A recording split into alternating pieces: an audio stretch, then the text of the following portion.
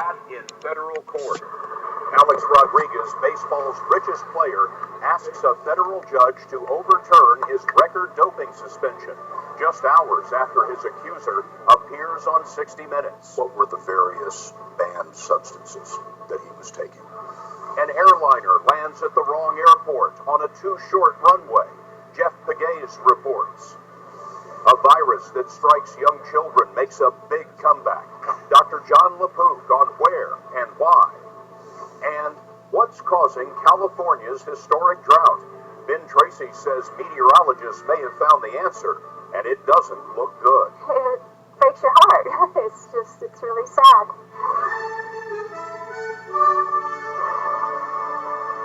This is the CBS Evening News with Scott Pelley. Good evening. Today, the battle between Major League Baseball and one of its biggest stars moved into a new arena, a federal court in New York. Alex Rodriguez, third baseman for the New York Yankees, filed suit asking the court to throw out his season-long suspension for using banned substances. An arbitrator upheld that suspension over the weekend.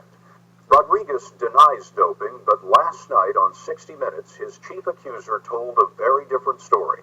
Anthony Bosch said Rodriguez paid him $12,000 a month to administer a program of banned drugs.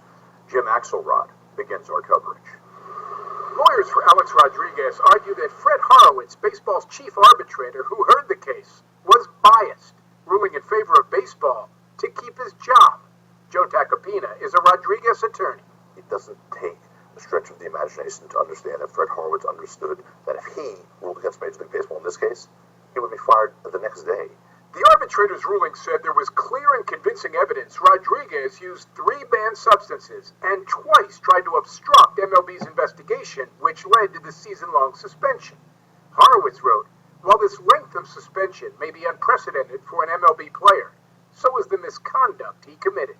Rodriguez didn't speak today, but he went on radio station WFAN after storming out of an arbitration session in November. "I lost my mind. I banged the table and kicked a briefcase and slammed out of the room and just felt like the system, I knew it was restricted and I knew it wasn't fair, but what we saw today is just, it was disgusting." Several labor lawyers tell us federal judges are reluctant to overturn arbitrators' rulings unless there is a fundamental flaw in the process. We have something that's unique. What's unique here? We could start with the number of games handed out as a penalty. The 162 games is not supported anywhere in the JD, the Joint Drug Agreement, or the Collective Bargaining Agreement. There's no rhyme or reason to get to that number, and that's a fundamental issue here. But if your judge looks at all this and says, "No, I think this was done in a fair way," you're all done. Pretty much. I mean, that's where it seems like the line would be drawn. One labor lawyer we spoke with put the odds at 80-20 against Rodriguez, but said it's certainly possible the judge could say, "Hang on, I want to hear more," and then issue an injunction against enforcing the ruling until he or she does, Scott. Thanks, Jim. Rodriguez says that he has never used performance-enhancing drugs in the 10 years that he's played for the Yankees. The man at the center of this case is Anthony Bosch, who ran a Miami clinic that provided drugs to 14 Major League Baseball players. Bosch testified behind closed doors in Rodriguez's appeal hearing, but last night he spoke publicly for the first time on 60 Minutes. Once Alex Rodriguez was fully under your protocol, what were the various banned substances that he was taking? Testosterone, insulin growth factor, 1, human growth hormone, and some different forms of peptides. All of them banned. All of them banned. Tony Bosch told us that over 2 years, he gave Rodriguez 6 banned drugs. He says sometimes he administered them himself, and often he delivered them to Rodriguez's homes and hotels. Most of the times that we worked together was after hours. It was probably between midnight and 7 a.m. in the morning. What were you doing between midnight and 7 a.m.? Less people, less eyes. In Bosch's records, we found a text from June 11th, 2012. The Yankees were in Atlanta. Bosch, en route to a hotel, wrote, "Just landed, heading your way." The reply from a phone linked to Rodriguez said, "Try to use service elevators. Careful, tons of eyes." I had to disguise myself, or I had to wear sunglasses at night, or take an elevator, a freight elevator instead of the normal elevator. And it was challenging. Bosch told us he prepared testosterone 3 ways: in an injection, in a lozenge called a troche, and in a cream. Bosch says the troche had to be taken early in a game so that the testosterone would dissipate before any post-game test. The low-dose cream was a booster. So if the game goes into extra innings, out comes the cream. Out comes the cream. If you had a troche in the 5th inning, we'd all be in trouble. Bosch told us that he timed the doses so precisely that they never showed up in baseball's tests. Rodriguez passed 12 tests during the time in question. Rodriguez says because he's clean. Tony Bosch was cited for practicing medicine without a license and fined $5,000. A grand jury is meeting in Miami to decide whether anyone in the case should face criminal charges. Every day, thousands of airline flights land exactly where they're supposed to. Today, Southwest Airlines grounded 2 pilots of a flight that did not. Federal safety regulators opened an investigation, and here's transportation correspondent Jeff Begays. The Southwest Airlines 737 took off without incident today after landing at the wrong airport last night.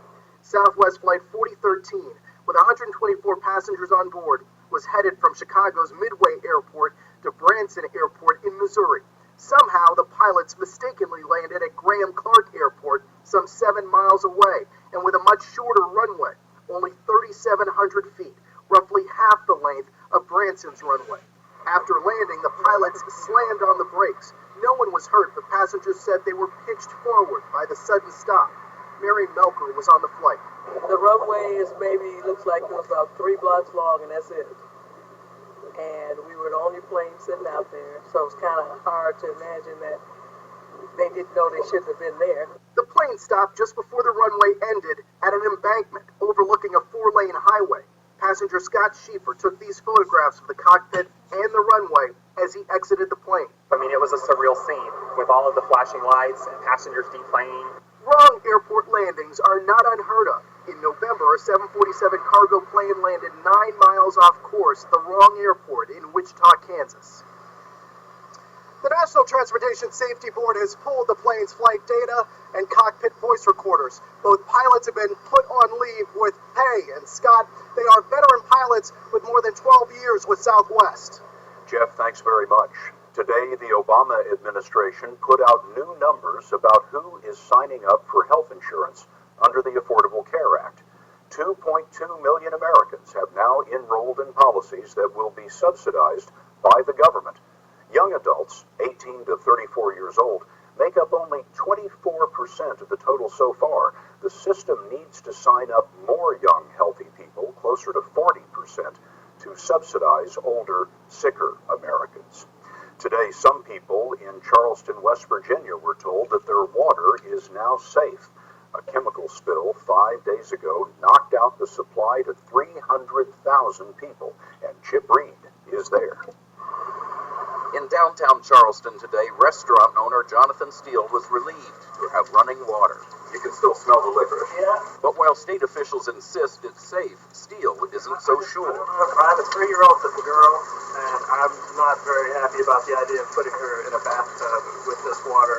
The chemical in the water, MCHM, which is used to wash coal, leaked from this plant owned by Freedom Industries. The site has not been inspected in more than 20 years because West Virginia's environmental laws do not require inspections of chemical storage facilities. Environmentalist Angela Rosser is with the West Virginia Rivers Coalition. Why in the world would a plant like this, a storage facility, be located within 2 miles of the largest drinking water intake source in the whole state? Rosser says lax regulation of the chemical industry in West Virginia is due to its vast political power as one of the biggest employers in the state. The Kanawha Valley, where Charleston sits, is also known as Chemical Valley. But in the wake of this water crisis, Democratic Governor Earl Ray Tomblin, a supporter of the chemical industry, said he would now consider tougher regulation of chemical storage facilities. We do need to look at it to make sure that this kind of incident does not happen again. We reached out to Freedom Industries for a comment on today's developments, but they did not respond to our request. And by the way, Scott, the water is being declared safe here one area at a time, which means for some people it still could take days. Chip Reed on the scene near West Virginia's capital. Chip, thanks very much. On Wall Street today, the Dow Industrials took a tumble, down a little more than 179 points, or about 1%, closing at 16,257 and change. Investors are getting nervous about corporate earnings, which have been weaker than expected.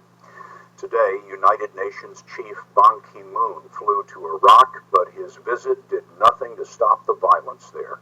West of Baghdad, Iraq's army is in a standoff with militants linked to al-Qaeda, its territory that was hard-won by U.S. forces over 10 years. Elizabeth Palmer is one of the few Western journalists inside Iraq, and today she tried to visit the front line. The battleground in Anbar is less than 40 miles from the capital, so we decided to drive out and take a look. We did make it beyond the western suburbs of Baghdad on the road to Ramadi and Fallujah and made it through several checkpoints, but now we've been stopped. This is as far as the security forces will allow us to go.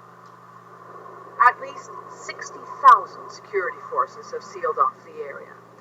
But under pressure from the United States and its allies, Prime Minister Nouri al-Maliki has decided not to order a full-scale assault against the al-Qaeda-linked fighters. Because, he said, he wants to avoid bloodshed. Instead, he's offering local tribesmen just over $400 a month to drive the militants out themselves. It's much the same strategy the U.S. military used to defeat militants in the same area in 2005. And it worked, at least for a while. But now, those same terrorists are back. They are definitely in the provinces around Baghdad. They are hitting Baghdad every single day without hesitation and without the government being able to get them, apprehend them, and get them to justice. Opposition leader and former interim Prime Minister Iyad Allawi says bad government has let terrorism sink deep roots in Iraq. What we have corruption and more corruption and continuous corruption. We don't have an army and police that can protect us from al-Qaeda. The people of Baghdad were reminded of that again today, Scott. In spite of military and police checkpoints every few hundred yards in this city, terrorists were still able to detonate 4 bombs on crowded streets. 22 people are now dead. Liz Palmer in Baghdad for us. Liz, thank you. Another New Jersey mayor says he was targeted by the governor's office. And a TV show gets credit for cutting the teen pregnancy rate when the CBS Evening News continues.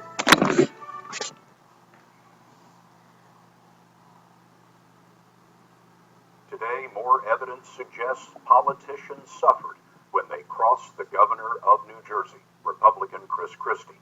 Last week, we learned that the governor's staff closed lanes leading to the George Washington Bridge, engineering massive traffic jams in the town of one Democratic mayor. The state legislature said today it will investigate that. Now, Elaine Quijano tells us just released emails indicate Christie's staff exacted revenge in other ways.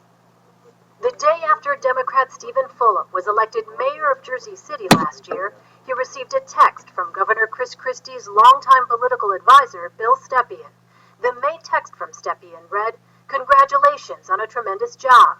He added, "Let me know if we can help set up any meetings for you in Trenton with the governor's staff." Then, about a month later, as meetings between state and local officials were being scheduled, Christie's then Deputy Chief of Staff, Bridget Kelly, emailed Fulop saying, "Congratulations, Mayor-elect. What an exciting time for you and for the city. We're looking forward to working closely with you and your administration." By mid-July, it seemed everything was a go. On July 12th, Stepien wrote, "I know the governor is sending quite a contingent of his cabinet up to you on the 23rd. But on July 18th, the same day Mayor Fulop decided he would not support the governor's re-election bid, 5 meetings were canceled within hours, citing schedule conflicts. In the days that followed, 2 more meetings were canceled. On August 18th, after weeks of unsuccessfully trying to reschedule, the mayor wrote to Port Authority executive and Christie appointee Bill